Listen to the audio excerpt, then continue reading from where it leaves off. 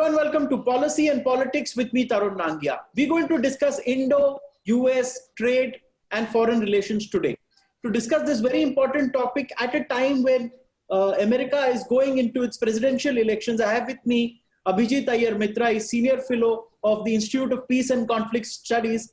As usual, it's a pleasure to see you, Abhijit, and thanks for sharing your time with us today. As always, Tarun, thank you for having me on. It's always a pleasure talking to you. Abhijit, America is going into its presidential elections, and there is a strong, in a sense, camp in India which says that Trump, in a sense, Trump as president will be good for India. I mean, frankly, if I would want to know your views on Trump as president, if he gets re-elected, what does it mean? Because, see, there are a lot of important things like the trade deal which remain pending, which has to happen. There is the issue of H-1B visas. There is the issue of America's expectations from India as far as trade is concerned, because, frankly, they have given us a message that, they have given us record trade surpluses, whereas China, we are affording $65 billion trade deficits. But with America, we've got it going very good. But so they expect certain things from us. How does that all fall into place if at all Trump's become president again? So there's several different aspects to this relationship. First is we've never had a president that the Chinese have been scared of in the last almost 30 years since George Bush Sr. succeeded Ronald Reagan. So there's that one very important linchpin for us in terms of our security policy. But in terms of actual technology transfer and things like that, Trump is as good as any president, because if you remember, Ash Carter, who was the defense secretary under Obama, also did a lot. I think he did the most to sort of energize the India-US defense relationship. The problem there lies on the Indian side, that we are not willing to commit. Even after getting 20 of our troops killed by the Chinese, we're still not willing to clearly delineate who our enemies are and who our friends are. And, strategic schizophrenia always gets to the Americans. The second issue that they have with transfer of technology to us, and this is irrespective of who the president is, and Trump, it doesn't matter if he's even more pro-India than Trump, isn't going to overrule this, is because the Americans feel that there are far too many security loopholes and we take security far too lax in this country to allow serious technology transfer. Case in point, TikTok. People have been warning for the last 2 years that because, they pay money to influencers and things like that, many of who got banned because of, that animal cruelty videos. They have access to the banking system, they have access to passwords and therefore backdoors and things like that to wreck the Indian economy in case of a cyber attack. And yet we weren't willing to ban it right up till the point that China killed 20 of our troops, which is we are basically sending a message that you're allowed to muck around with our security as long as you don't kill us, which is not something the Americans accept. If you remember what they've done to Turkey, because Turkey decided to buy S-400s, is they've kicked them out of the F-35 program completely. So there's that aspect. Then we come to the foreign policy aspect, which is that when you talk in private, now the problem is any praise of Trump today is considered taboo. In the sort of, sorry to use that word, but circle jerk circles in Washington, D.C., where you have to follow a certain narrative. It's 50 shades of the same thing over and over again, repeated ad nauseum. So when you talk in private to the Singaporeans, the Japanese and the Koreans, they're absolutely thrilled with Trump, and Australians. They're thrilled with Trump because he's the only one that's willing to take on China. Whereas Obama, despite his pivot and all of that to the East, was still very Eurocentric and bogged down in Europe versus Russia. The third, so even that is very good for us. The third and probably the biggest thing here is trade. Now, to a large extent, if you look at Trump, he has been much harder on trade with other countries than he has been with India.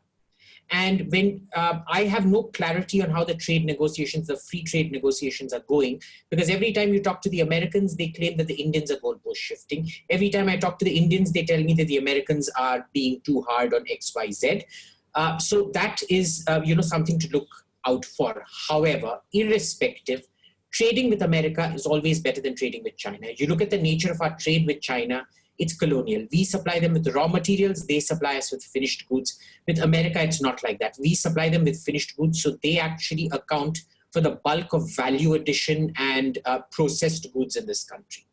When it comes to H-1B, you look, it's very much an internal political problem. You look at the places where the Indian immigrant community goes to. It's the two coasts, the East Coast and the West Coast, which are democratic citadels. And you look at polling of Indian Americans. The Vietnamese Americans tend to be most pro-Republican. The Indian Americans tend to be least pro-Republican, and they tend to be the most socialistic in that sense. So, there's no political capital for Trump to allow more of these types to come into America. So he has done something very political, which is to say, I'm not going to press you on trade and things like that. I'll make noises here and there. You give me concessions here and there, but I'm not going to do much. But on the H-1B, in fact, it also goes against his core voter base, which is the Rust Belt, who blame the coasts, the services-based economies of the coast, of the East and West Coast, as having impoverished them and taken away their jobs and exported their jobs abroad. So, it's a double negative. H-1B, don't expect anything to happen in the near term. It's simply not happening, both for the reason that he does not trust Indian Americans, that the Indian Americans have put all their eggs into one basket, so they've lost any opportunity of negotiation. And third, because it goes against his own constituency. Okay, you've made a fair point that every president will first look for the employment of its natives. It's a very natural phenomena across countries over the world. So it's not surprising in the least. But of course, India has gained a lot from, in generations of Indians have immigrated to America, and after immigration have given back remittances. So in a sense, India has gained a lot from this relationship in the past 4 decades, according to you? Yes and no. I'll tell you why. I think this whole hullabaloo that comes out about Indian Americans is quite misplaced, because you look at most of them, they are, unlike, say, Pakistani Americans or Korean Americans, they have absolutely no loyalty towards India. In fact, you look at the loudest, shrillest anti-India voices in America, they're usually Indian Americans, right? So they're not a political asset to us. Have they been sending remittances? Yes, absolutely. And, thank you for that. But, how much more brain drain can we take? Because ultimately, remember, every H-1B going out there is an opportunity lost to India. It speaks a lot to our failure, but that is the classic definition of a brain drain. So, this whole celebrating of the Indian American community, it's very much a mixed bag. Because if you actually look at the ones who are not sort of blatantly anti-India and supporting the sort of woke intersectionist anti-India point of view that you saw on display with Ilhan Omar and her hearings on Kashmir, they are too timid. They don't want to open their mouth. They just want to blend in and sort of not make any noise about it.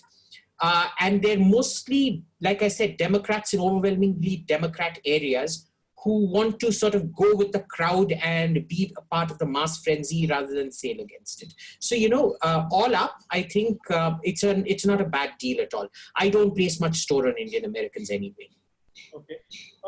We had Mohandas Pai, who was former Director of Finance at Infosys, if I'm not wrong, and Arun Maira, former member of the Planning Commission, who said that the Indo-US relationship is more decided by business relations and not polls. How do you look at that statement? That's actually very accurate, because if you look, the realignment of India and America after, the estrangement of the Cold War happened only after Narasimha Rao's opening up of the economy, and then when the effects started to show. And you can see this from the point of view that, America was willing to do, wink, wink, nudge, nudge, and allow Pakistan to go nuclear. And then within about, 7 years of the opening up of the Indian economy in 1991, by 1998, when India conducted nuclear tests, America was willing to, after short sanctions, willing to lift all the sanctions within about a year, remove even more sanctions that had been imposed earlier. And exactly 10 years after 1998 in 2008, normalized India as much as possible into the entire nuclear infrastructure. Now, remember, this was all when our economy was growing and we were getting stronger and stronger and stronger. Today, the economy is stalled. We're in a dangerous, dangerous place. It's been stalling for the last 6-7 years now. There is a great deal of India fatigue setting in Washington, D.C. Mostly, it's frustration that this was an ally that should have gone the way Korea did or Japan did. Because remember, Korea, Japan, Taiwan, they all became rich, even China for that matter, became rich on the backs of the American market. And here is this country that we're giving every opportunity to that simply doesn't want to get its act in order and go ahead. So, there's this sort of feeling that you can take the horse to the water, but you can't force the horse to drink after that. And the more and more lackluster your economy, the more and more the consequences for us are going to be. So I would see this as sort of the peak. And from here, if the economy, unless you have serious economic reforms happening, because we've never really had economic reforms since 1991, it's just going to backslide now. And if the Democrats come back, they'll actually be incentivized to start punishing India. So there is one point that Mr. Myra made, which I refer to. He said India has a great problem of employable people. And unless you have employable people, markets don't function because employable people earn salaries and they spend money. So unless the problem of employable people is very important, how do you look at that comment? Because from his point of view, and I would like to add, he said that it would make no difference whether Indians run American companies or Americans run American companies. It would make no difference whether Kamala Harris of Indian origin or Nikki Haley, also of Indian origin, becomes the next president. There are some fundamental forces that have made US foreign policies for decades. These fundamental forces never change. Do you believe that?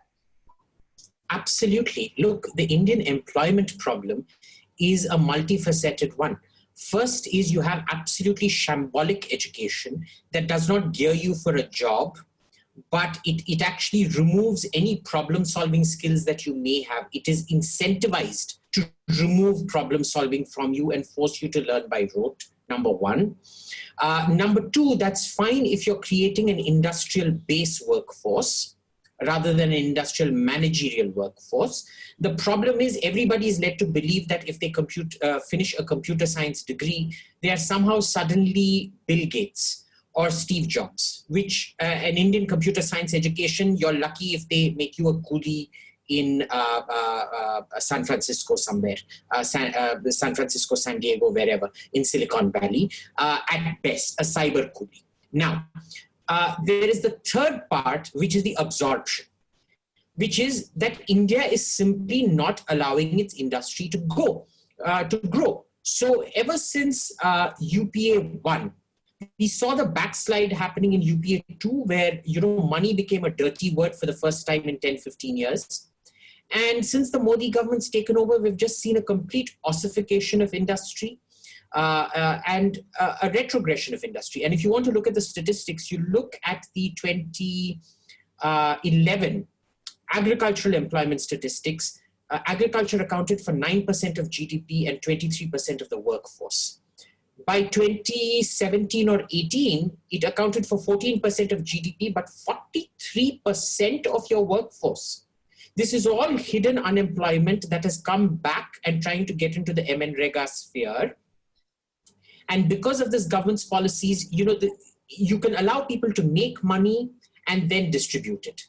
But unfortunately, your money generation is too small and your money spending, this 43% all of a sudden up from 23% is too great. You have a problem of ways and means. And now after COVID, it's probably going to get a lot worse. It's probably already at about 60-65%. We've gone back to about 2010 or probably even up to 2000 in terms of our economic development now. So there is this fundamental problem of the education system leading to a whole load of unemployable people. One last little factoid. If you remember the Times of India, everybody reported about this. There was a report that came out around 3-4 years back saying that 97% of Indian engineers are unemployable and cannot problem solve. Now, the problem isn't that 97% of them are unemployable and cannot problem solve. The problem is that the 97% they all think that they are the remaining 3%. That's a good factoid, Abhijit. I would like to ask you this one thing. Indian government says that we have a limited trade deal with US already on the table. It's the US which has to decide. Then there is some issue about the GSP, which is the generalized system of preferences. A, does India still require a GSP from America? B, what is a limited trade deal? I mean, if you could make someone like us understand about it. Sure. So a limited trade deal is where you only deal with certain sectors and certain commodities, and where you've got irreconcilable differences, you leave those aside. In many ways, it's like, Deng Xiaoping's suggestion to India and Pakistan that you can't agree on Kashmir. So why don't you just have a moratorium on Kashmir, develop your ties outside of Kashmir, and 50 years down the line, you can solve Kashmir when relations are better. It's kind of like that. It's not exactly, but I'm giving you a sort of simplified, generic point of view. GSP, I am all for. I think there are some industries in India that do need protections of sorts. The problem is these protections never end. You see, it's like reservations. Reservations was meant to be a stopgap solution till the education sector boomed to such a level that there was no resource shortage, where everybody would get an education, where India would be developed, and therefore, you were baking as many pizzas as there were children. The problem now is you've got 100 children, but only 5 pizzas to share amongst them, which is why reservations is becoming an ever more important issue right now. It is the same with GSPs. You can give preferences to certain companies, but if you're not going to enable them to grow, to spread their wings, and things like that, it's never actually going to be a long-term beneficial deal for us, because it just holds status quo back in place. And of course, this has to do entirely with Indian industrial policy. The incentives for a micro to scale up to small, a small to scale up to medium, a medium to scale up to large are so great that, they just don't want to. They'd much rather do things illegally, employ people as consultants and so on and so forth, keep their size small and not grow. And this is something Bangladesh has progressed, but we still haven't, which is why Bangladesh is way ahead of us in the textile sector now. Okay. So a final question to you today on the show would be, there's great hope that in this century, India, US will emerge as strong partners. There's talk of the Quad now. Do you see the relationship progressing as has been written about it in 14, 15, 16? Absolutely not. We've reached the peak and the end of India-US relations. See, there are several factors. One is that India has to be willing to open up its economy, which it is not. Serious economic reforms, which we haven't seen since 1991. So the economic sphere the economic sphere would have been a natural way for us to get closer. That is now locked. In the military sphere, it isn't happening because, certain people in the MEA believe that China is the key to India getting permanent membership of the UN Security Council. I can tell you right now, it's not going to happen in my lifetime. Every time I talk to my Chinese friends in private, they laugh as if I've made some incredibly funny joke about China allowing India in. But this is somehow... One intervention. If we don't grow and match up by opening up economically, will we be in the 20th century while America moves into the 21st? Is that a risk that we run? It is a huge risk, but let me just quickly finish that point. It's still strategic schizophrenia. If you can't make out who your enemies are and who your friends are. So, the French always have this non-alignment as well. The thing is, they believe in strategic ambiguity, where you're fooling other people, but not strategic schizophrenia, where you're fooling yourself. In India, we have strategic schizophrenia, but we pretend we're doing strategic ambiguity. But coming back to where America is going, I think we're in very deep trouble, because the more America now tries to shift production away from China, it will go into 3D printing additives and so on and so forth. And the easiest things to start manufacturing in 3D printing will be the low-end manufacturing that India does, which will get replaced first, even before we seriously enter the middle-end manufacturing where China is. So America's sort of inward-looking 21st century is going to hurt India more than it's going to hurt China. It will hurt China in the medium term, but in the short term, it will hurt India the most. And I think we've already passed that point where we can now benefit from America because, America simply isn't going to replace China with another external manufacturer. Okay, that's a fair point. In fact, we got to, in a sense, know from you that India should also walk its mile, open up economically, but also why are Chinese companies leaving China but not landing up in India? That is a point which we discussed in the last episode, and you shared your views on that. We're totally out of time on policy and politics today.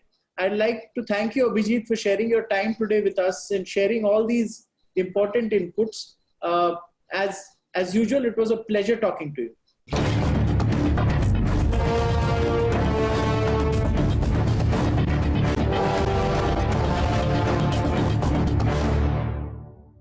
For more such videos, subscribe to the NewsX YouTube channel, hit the bell icon.